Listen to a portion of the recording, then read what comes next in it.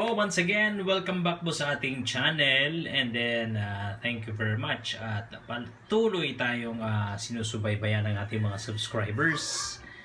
So, another package delivery, okay, delivered by Entrigo. Yes, delivered by Entrigo. Kararating lang po, actually binuksan ko na. Ayun yung ibabaw.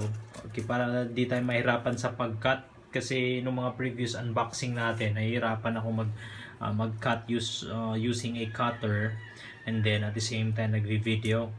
Ito binuksan ko na tapos ni-record natin. So ano ba tong package na to ang dumating? Ito po ay high precision fiber optic cleaver.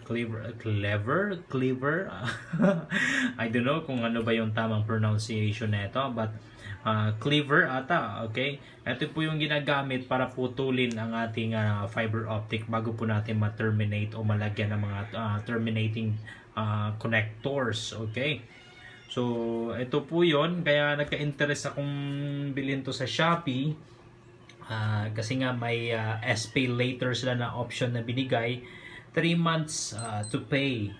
So, sa price na which is very fair enough, murang-mura. Hindi ko muna binili yung buong package ng terminating tool para sa fiber optic. Ito lang muna tinry ko ang cleaver. Okay, so tara, sabayan niyo ako, ilabas natin at check out natin kung ano yung laman. Okay, so sa ibabaw na ito, ito yung nakalagay. Ayun, may kasamang tools na Allen. Okay, Allen tools. Okay, so siguro ito yung para mag-a-adjust ka na nga yung mag-a-adjust ka sa yung cleaver. Okay, so yan po, may Allen na kasama. Okay, user's manual. Andito po lahat, naka-indicate kung paano gagamitin. At saka at the same time, yung mga specification po niya, ayan po, andito lahat.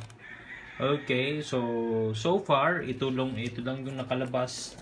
Ito lang yung nakalagay dito sa ibabaw.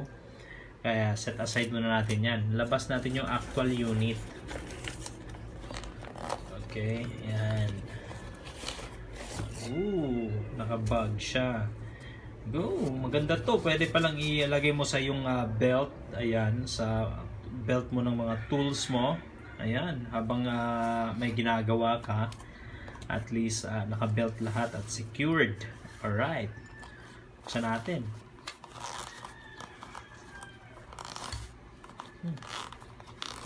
Hirap naman na ito. Buksan ng zipper. Ayan, madali lang. Labas natin. Uy. Wait ha. Baka mahulog. Ako po, mahulog. Yari tayo. Ayun.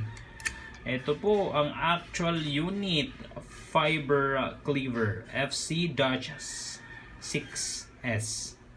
Made in China. Okay. As expected, halos po lahat ngayon ay made in China. Okay. So, ito po yung unit. Ayan. Buksan po natin.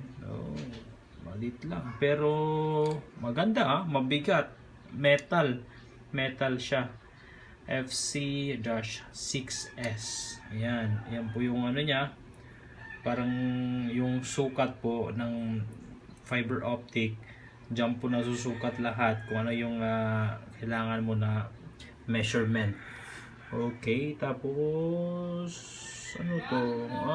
Okay. Dito po yung ito po yung magkakat. Ito yung magkakat niya. Kaya pala, tinutulak-tulak nila to. Okay. So, pag nakapatong na yung fiber cable dyan, pag itinulak mo na yan, of course, yan yung puputol. Okay. Actually, hindi ko po ito na-try. First time ko po kasi nga na-curious ako. I'm not into fiber optic termination, but then gusto ko nga matutunan, kaya bumili ako nito.